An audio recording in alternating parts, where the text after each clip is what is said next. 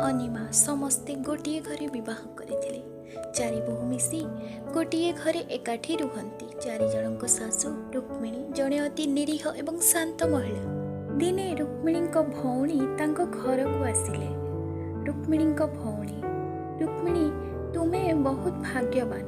तुम बहु माने सब बहुत सुंदर एवं तुम कथा मानती। तुमे काहे एते आउ चिंता करूछ? रुक्मिणी चारि जनक झगड़ा को लेकिन मोर सबुबले चिंता रहुଛି।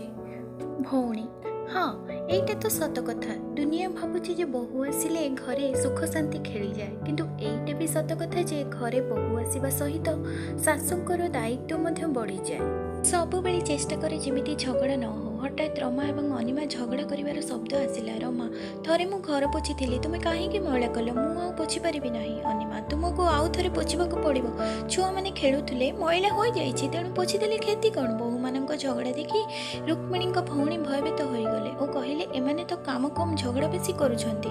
रुक्मिणी एमानक झगड़ा बंद करिया पई किछि गोटे उपाय करिबाको पड़िबो। बहुत चिंता कला परे रुक्मिणी चारि बहुଙ୍କୁ डाकी कहिले, तुमे चारि जण दिन सारा परस्पर सहित सब दिन कली करिवो।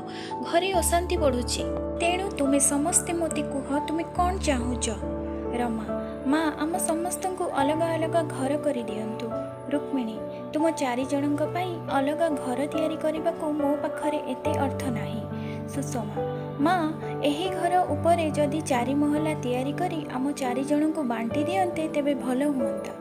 रुक्मिणी मु मोर चारि पुओ को बहुत कष्ट रे बढ़ेइछि। मु चाहे ना मो घर भांगी जाऊ। तुमे समस्ते अलग रहिले मु कहा पाखरे रहिबी? रुक्मिणी कथा सुनी चारि बहु चुप होई गले।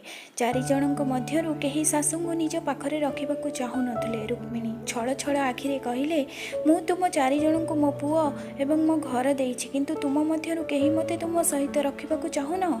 ओ से चारि जनकु काम बांटी करी सेमानंकु कहिले जे केही परस्पर सह कଳି करिवो नाही, किंतु तांको बहु कोठी मानुचंती तांको कथा। एबे अवश्य कଳି करू नथुले, किंतु दल होई सीए आ ना रे तो ये ता ना रे गपिबाकु लागिले।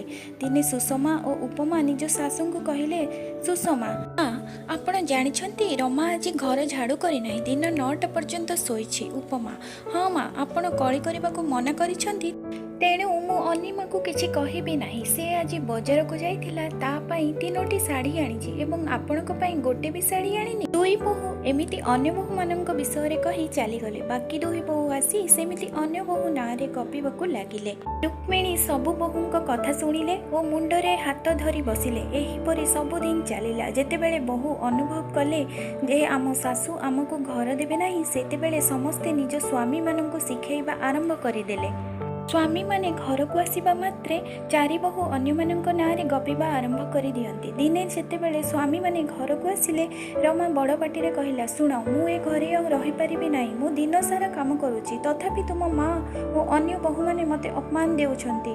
रमांक स्वामी मु भी सबुदिन कଳି झगड़ा शुणी शुणी पागल होई जिबी।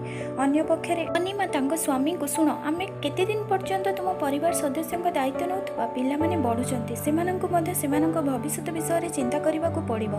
तुम घरर सब खर्च चलाइबो, मु सब काम करिबी। एमिति केते दिन चलिबो? ए घर को भांगी एक फ्लैट तैयारी करबाकू मां को कह, समस्ते निज निज रोजगार रे बंचिबे। अनिमांक स्वामी तुमे ठीक कहिछ। आज मु ए विषय रे मां सहित कथा हेबी। आमर भी तो व्यक्तिगत जीवन अछि। पुओ माँ पाखक आसी कहे, माँ घर को भांगी एक फ्लैट तैयारी कर, समस्ते एकाठी रही पारिबे नाही। द्वितीय पुओ हाँ माँ आमे समस्ते गोटे गोटे घर पाइछु। आमर पिला माने बड़ हेलेनी, सेमानंकर निजर अलग घर दरकार एवं आपण बहु माने मध्य कଳି झगड़ा करिवे नाही। अलगा रहिले तुमको एवं आमको मध्य शांति मिलिबो। माँ अच्छा तुम स्त्री माने मते मनै पारिले नाही जे तम माननकु जाई सिखाइले। मु एही घर भांगिबाकू चाहे नाही। तुम बापांक स्मृति एही घरे अछि। तुम माननक पिला दिन एही घरे कटिछि। तुम स्त्री को बुझाइबा परिवर्ते तुमे मोते एही घर भांगिबाकू कहूछ। रुक्मिणी तांको पुओ एवं बहु को बहुत किछि बुझाइबाकू चेष्टा कले, किंतु केही राजी होई नथिले एवं बाध्यरे रुक्मिणी को तांको घर भांगिबाकू पड़िला। हातुड़ी घरर कांथरे आघात करुथिबा बेले रुक्मिणी तांको हृदय आघात अनुभव करुथिले। किछि दिन परे सेही घर जागरे एक कोठा घर ठिया हैला। रुक्मिणी तांकर चारि पुओ और बहु को डाकी कहिले, तुमर चारि जनक पई फ्लैट होई गला, एबे तुमे समस्ते आराम रे बंची पारिबो। ତୁମେ ନିଜ ପରିବାରରେ ଖୁସି ହେବ କିନ୍ତୁ ମୋ ପରିବାର ଅଲଗା ହେଉଥିବାର ଦେଖି ମୁଁ କେତେ ଦୁଃଖିତ ମୁଁ କେମିତି କହିବି। ପୁଅ ମା ତୁମେ କେଉଁଠି ରହିବ? ରୁକ୍ମିଣୀ ଚିନ୍ତା କର ନାହିଁ ପୁଅ, ତୁମ ବୃଦ୍ଧ ମା କାହା ଉପରେ ନିର୍ଭର କରିବ ନାହିଁ। ମୁଁ ଯଥେଷ୍ଟ ପେନ୍ସନ୍ ପାଏ, ମୁଁ ମୋ ପେନ୍ସନ୍ ଟଙ୍କାରେ ଚଳିଯିବି। ଯଦି ତୁମେ 4 ଜଣ ଗୋଟିଏ ଫ୍ଲାଟ୍ରେ ରୁହ ତେବେ ତଳ ଘରେ ମୁଁ ରହିବି। 4 ପୁଅ ନିଜ ସ୍ତ୍ରୀ ପିଲାମାନଙ୍କ ସହିତ ଯାଇ ଆରାମରେ ରହିଲେ। ରୁକ୍ମିଣୀ ଦିନସାରା ଭାବୁଥିଲେ ମୋ ବୋହୂ ମୋ 4 ପୁଅଙ୍କୁ ମୋ ଠାରୁ ଛଡ଼େଇ ନେଇଛନ୍ତି। ସେମାନଙ୍କ ମଧ୍ୟରୁ କେହି ମୋ ପାଖକୁ ଆସୁନାହାନ୍ତି। କିନ୍ତୁ ସବୁଦିନ ସମାନ ନୁହଁ। ଆସନ୍ତାକାଲି ମୋ ବୋହୂ ମୋ ଜାଗାରେ ଥିବେ, ତେବେ ମୁଁ ଦେଖିବି। ଦର୍ଶକ ବନ୍ଧୁ, ଏଇ ତ ଥିଲା ଆଜିର କାହାଣୀ।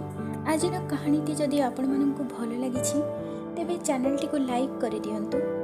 ଏମିତି ନୂଆ ନୂଆ କାହାଣୀ ଶୁଣିବା ପାଇଁ ଚ୍ୟାନେଲଟିକୁ ସବସ୍କ୍ରାଇବ୍ କରନ୍ତୁ। ପୁଣି ଏକ କାହାଣୀ ସହିତ ଆପଣମାନଙ୍କ ସହିତ ସାକ୍ଷାତକାର। ତେବେ ସେ ପର୍ଯ୍ୟନ୍ତ ବିଦାୟ।